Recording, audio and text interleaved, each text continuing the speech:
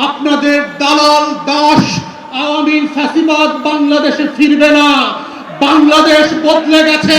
দাসত্বের শৃঙ্খল এই দেশের মানুষ ভেঙে ফেলেছে। সেই দাসত্ব আর ফিরবে না। সরকারকে বলবো, চোখে চোখ রেখে কথা বলেন।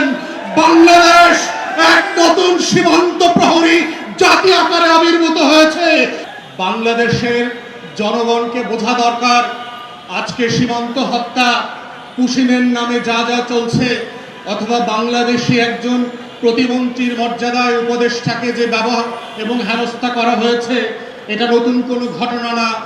আমরা গত দশক থেকে দেখেছি বাংলাদেশের নাগরিকরা পড়ালেখা হোক, ট্রানজিট হোক আর চিকিৎসা হোক, ভারতের বিভিন্ন বন্দরে, সেটা স্থল সীমান্ত হোক আর বিমানবন্দর হোক, প্রত্যেক জায়গাতে এই ধরনের অপমানজনক আচরণের শিকার হয়েছে।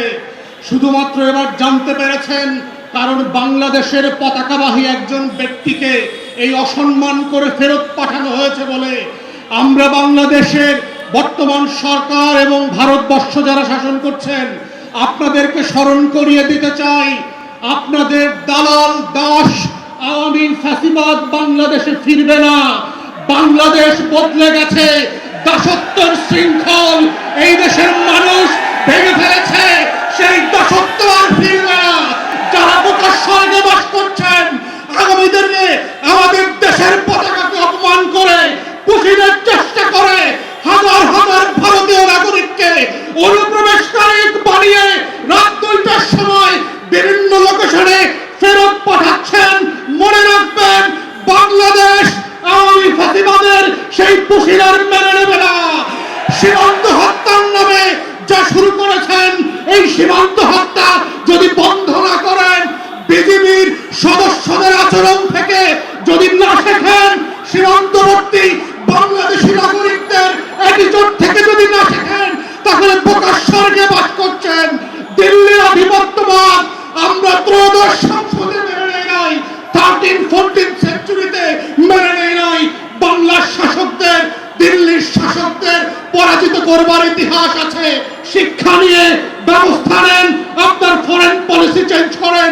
আমরা firmly respectful to your territorial integrity. আমাদেরকে বাধ্য করবেন না দ্বিপাক্ষিক প্রতিবেশী সুলভ সেই সম্পর্ক থেকে একটা হস্টাইল রিলেশনশিপে আসতে, এবং এর পুরো দায় ভারতবর্ষের এবং দিল্লির সরকারের। বাংলাদেশ সরকারকে বলবো, চোখে চোখ রেখে কথা বলেন। বাংলাদেশ এক নতুন সীমান্ত প্রহরী জাতি আকারে আবির্ভূত হয়েছে। নত জন পররাষ্ট্র নীতির কেউ প্রয়োজন আর পড়বে না। আসেন, আপনারা যতদিন সাহসীভাবে ভূমিকা রাখবেন, বাংলাদেশের প্রত্যেকটা নাগরিক 11 দল হোক আর 11 দলের বাইরে হোক, আমরা আপনাদের পাশে থাকবো লাল সবুজের পতাকাকে পাহারা দেওয়ার জন্য।